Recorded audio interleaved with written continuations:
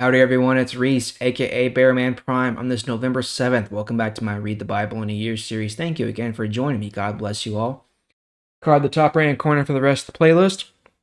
And please hit the like button, subscribe button, and notification bell. I sure do appreciate it. So we're still in the middle of Paul's second missionary journey. I believe this is his second one. Might be his third, but I think it's his second. He has stopped in Ephesus for a while, and he's planning to go back to Jerusalem very soon. But he's going to, after he's gone through Macedonia and Achaia, but he wants to really go back home to Jerusalem.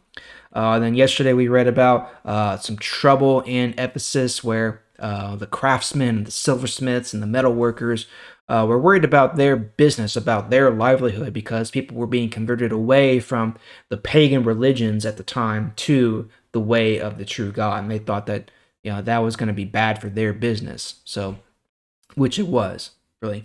But let's continue on. Let's go over to Acts chapter 20 today and pick it up in verse 1, where Paul is going to go back through Macedonia and Greece. So Acts 20, verse 1. When the trouble stopped, Paul invited the Lord's followers to come visit him. After encouraging them, he told them goodbye and left for Macedonia.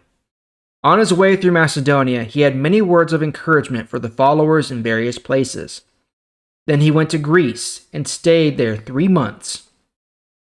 Paul was ready to sail for Syria, but some Jews were planning something against him, so he decided to go back through Macedonia to Syria.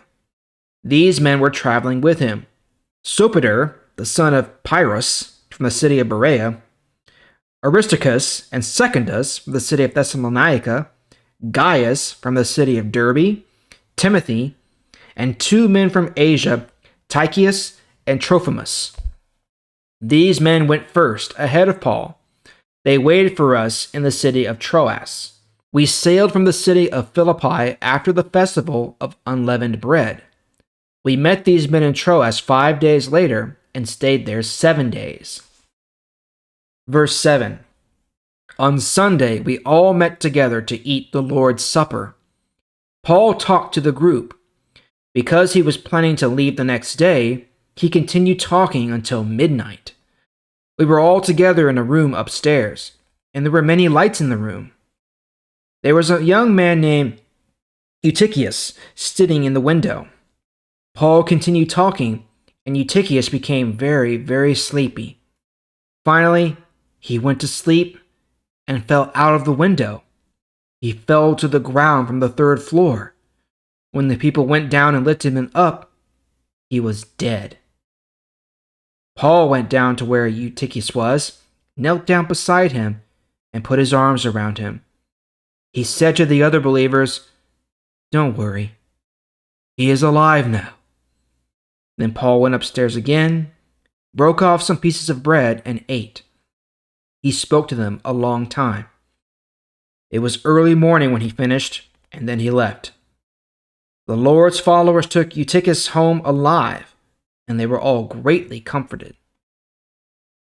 All right, we're going to end it there. So Paul is trying to make his way back to Jerusalem. He wanted to go one way to Syria, but there were Jews who were going to try to stop him and kill him, so he went back through Macedonia, and then they stopped back in Troas, which is there in Asia Minor, right across from Philippi, and they shared the Lord's Supper, the bread and the wine, just like Jesus did at the Last Supper.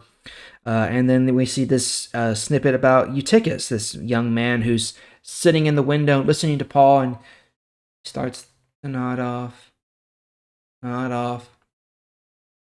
and then he falls out the window, tragically, and dies, actually. But once again, power of the Holy Spirit becomes apparent as Paul comes down and says, "Don't worry, he's alive now." And he was. He brought back from the dead, just like Tabitha, just like Lazarus, like the Jewish official's daughter way back in Jesus' earthly ministry. Holy Spirit does great things.